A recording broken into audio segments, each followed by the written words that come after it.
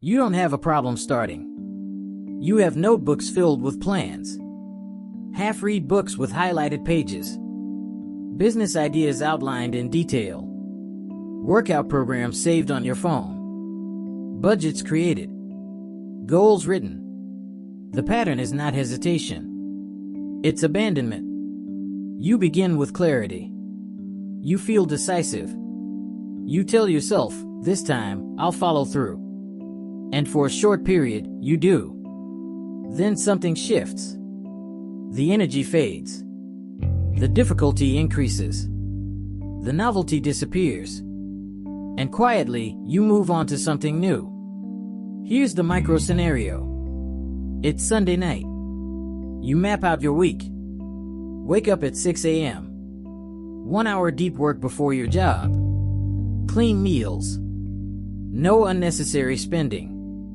You feel structured. By Wednesday, you wake up late once. Thursday, work drains you. Friday, you tell yourself you'll restart next week. The plan dissolves. Nothing catastrophic happened. But you didn't finish. This is why progress feels slow. Not because you lack intelligence. Not because you lack potential. But because you never stay with one path long enough for it to mature. In this video, you'll understand why starting feels powerful but finishing feels heavy. The psychological pattern that pulls you toward new beginnings. And the identity shift required to become someone who closes loops instead of opening new ones. The problem is not execution ability. It's tolerance for sustained effort after excitement disappears. If you don't solve this, you will live in permanent preparation, always beginning, never building. Today, we correct that pattern. If you repeatedly start but don't finish, there is a structure behind it. This is not random behavior. It follows predictable internal patterns. There are 4 mechanisms operating beneath the surface. First, novelty addiction. Starting something new produces a surge of stimulation. The brain rewards fresh goals and clean beginnings. Finishing, however, requires repetition. Repetition is less stimulating. So you unconsciously chase new starts to feel progress without enduring maintenance. Second, avoidance of evaluation. When you approach the finishing stage, results become visible. Your work can be judged. Your body reflects effort. Your business idea either works or doesn't. Finishing exposes you to measurement. Starting keeps you safe from it. Third, effort escalation resistance. At the beginning, effort is manageable. But meaningful projects get harder before they get rewarding. Many people quit at the first plateau because the cost rises while the reward is delayed. Fourth, identity diffusion. You see yourself as someone with potential rather than someone with completed proof. Potential feels impressive. Completion feels demanding. So you protect the image of being capable instead of earning the identity of someone who executes fully. Here's one grounded example. A person begins an online certification to increase career options. The first modules are engaging. Progress feels quick. Halfway through, the lessons become technical. It requires deeper concentration. Instead of pushing through, they slow down. Soon, they stop logging in. Weeks later, they consider a different certification. The issue isn't intelligence. It's discomfort with sustained difficulty and visible evaluation. So here is the shift you'll gain today. You will understand why your mind prefers beginnings over completions. You will see how unfinished projects protect your ego. And you will learn how to stabilize effort beyond the excitement phase. Finishing is not about intensity. It is about staying when stimulation decreases. And that is where identity is tested. Let's go deeper into what actually pulls you away from finishing. Because the pattern is not about laziness. It's about protection. 1. You prefer the identity of potential over the identity of proof. There is comfort in being someone who could do great things. Unfinished projects preserve possibility. As long as the book isn't written, it could be brilliant. As long as the business isn't launched, it could succeed. As long as the transformation isn't complete, you can imagine the outcome. Finishing removes imagination and replaces it with reality. Reality can disappoint. This is why many people slow down when they approach the final stage. Consider a workplace scenario. You've been developing a proposal for months. At first, you were enthusiastic. You researched, outlined, refined ideas. But when it's time to present it to leadership, you delay. You tweak slides unnecessarily. You tell yourself it needs more improvement. But what you're really avoiding is exposure. Once it's presented, it can be accepted or rejected. As long as it's incomplete, your potential remains untouched. The identity implication is critical. Are you someone who protects possibility? Or someone who produces outcomes? The first feels safe. The second builds credibility. Jim Rohn said, "Discipline is the bridge between goals and accomplishment." A bridge is not decorative. It is functional. It connects intention to completion. Without crossing it, you remain on the side of imagination. Finishing requires accepting that the result may not match the vision. But without results, you cannot refine. And without refinement, you cannot grow. Let's move forward. 2. When difficulty increases, you interpret it as a signal to pivot. Every meaningful project gets harder before it stabilizes. At the beginning, progress feels visible. Early gym sessions improve mood quickly. Early savings create noticeable change. Early business planning feels creative. Then friction increases. Fatigue sets in. Results slow down. Tasks become repetitive. This is where most people pivot, not because the goal is wrong, but because the effort becomes heavier. Imagine physical health. You commit to strength training. The first 2 weeks feel productive. By week 4, soreness is normal.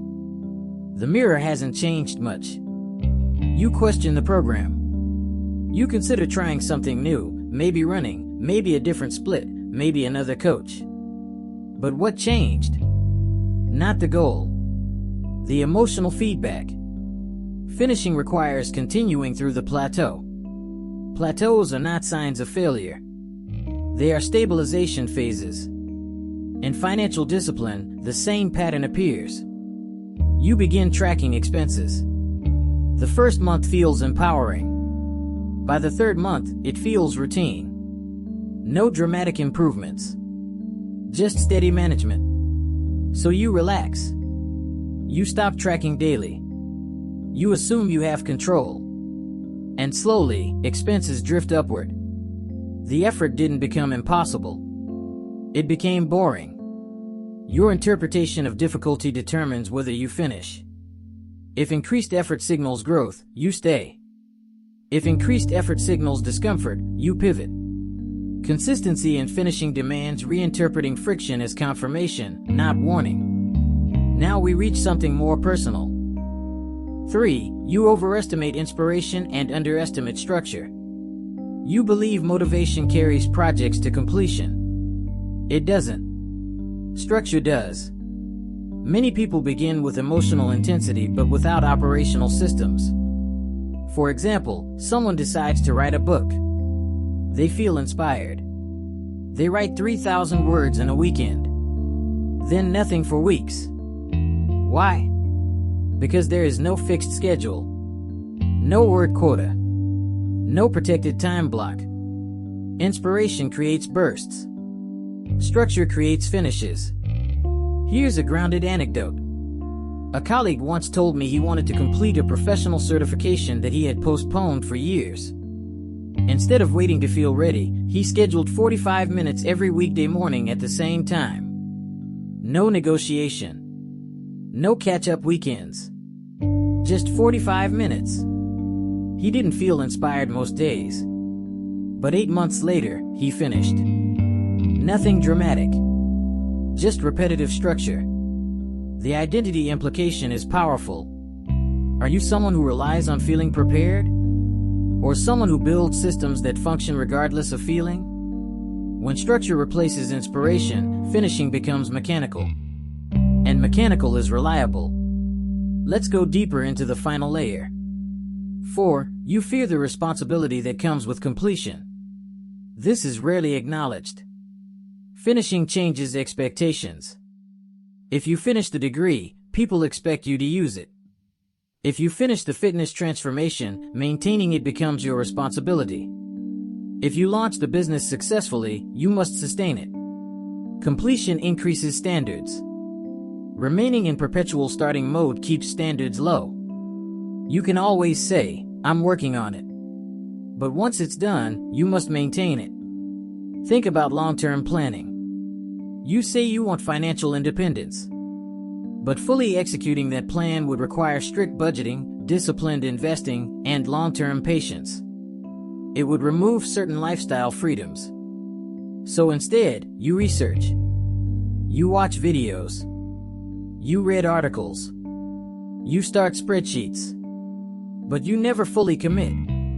Because finishing the plan would require living differently. Starting feels active. Finishing feels binding.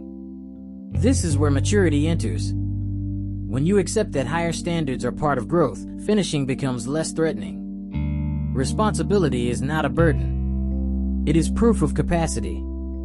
And when you see completion as elevation rather than pressure, the avoidance decreases. Now step back. You keep starting because beginnings feel safe, stimulating, and flexible. You don't finish because finishing exposes you, demands structure, requires endurance through friction, and raises expectations. This is not a productivity flaw. It is an identity decision. The shift is simple but demanding. Stop protecting potential. Start producing proof. Finish even when the excitement fades. Finish even when evaluation becomes possible. Finish even when the reward feels distant. Because finishing is not about the project. It is about becoming someone whose actions close loops. And once you close enough loops, your life stops feeling fragmented. It becomes cohesive. Finishing is not about perfection. It is about alignment. Right now, your life may feel scattered not because you lack ambition, but because you have too many open loops. Unfinished goals consume mental space. Incomplete projects drain quiet energy. Delayed decisions create background pressure. Each unfinished commitment slightly weakens your internal credibility. And credibility with yourself is everything. Discipline is not measured by how intensely you begin. It is measured by how steadily you conclude. When you finish something, especially when it became inconvenient, you send a message inward, "My word carries weight." That message compounds. Completion builds internal trust. Internal trust simplifies future decisions. When you trust yourself, you don't debate as much. You don't renegotiate as often. You don't look for exits when things get repetitive. Compounding works here too. One finished project increases confidence for the next. One completed certification leads to applying for better roles. One fully executed savings plan strengthens financial stability. One sustained health transformation becomes a maintained lifestyle. Completion is cumulative, but so is avoidance. Every abandoned effort reinforces the identity of someone who drifts. Every unfinished attempt quietly lowers the bar for the next one. Responsibility is not about pressure. It is about coherence. When your actions match your declared goals long enough to produce results, your identity stabilizes. You no longer need to say you're disciplined. Your behavior proves it. Self-respect grows from evidence, not intention. Finishing builds evidence. It removes doubt. It replaces scattered ambition with structured progress. And once progress becomes structured, your life stops feeling like a series of starts. It becomes a sequence of completions.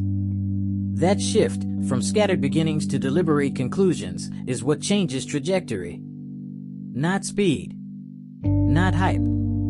Completion. You don't need another beginning. You've proven you can start. What you need is fewer openings and more endings. Finishing will rarely feel dramatic. It will not always feel inspiring. Most of the time, it will feel like continuing when you would rather pivot. Like staying when the novelty fades. Like completing the final 20% when the excitement is gone. But that final 20% is where identity is forged. Anyone can begin when energy is high. Few remain when stimulation drops and standards rise. The difference between a fragmented life and a structured one is not intelligence. It is not opportunity. It is not even talent. It is the habit of closing loops. When you finish what you start, you reduce mental noise. You reduce self-doubt. You reduce internal negotiation. You replace potential with proof. And proof builds stability. From stability comes confidence. From confidence comes larger responsibility. And with larger responsibility comes real growth. So the next time you feel the urge to pivot to something new, pause. Ask yourself whether you are chasing stimulation or building substance. Then stay. Finish. And let your identity be defined not by how often you begin, but by how reliably you conclude. Because when you become someone who finishes, your progress stops being temporary. It becomes structural.